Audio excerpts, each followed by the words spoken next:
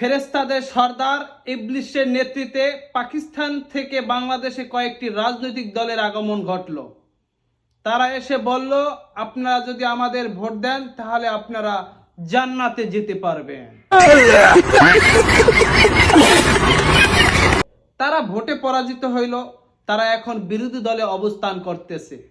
তারা 180 দিনে যে সমস্ত আমল করেছে সেই আমল নামা আজকে আপনাদের মাঝে তুলে ধরব। তারা 180 দিনে পায়ুপথে যুদ্ধ করেছে 182 জন। তাদের এই পায়ুপথে যুদ্ধ অপরিসীম।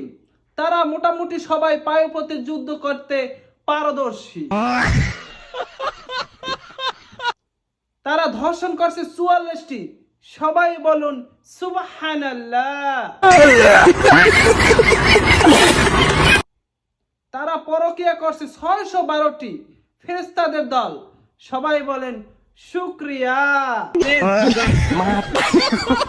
তারা মিথ্যাচার করেছে 2000টি। তারা অন্যের জমি দখল করছে 30টি। তাদের হাতে খুন হয়েছে 2টি। সবাই বলেন আলহামদুলিল্লাহ।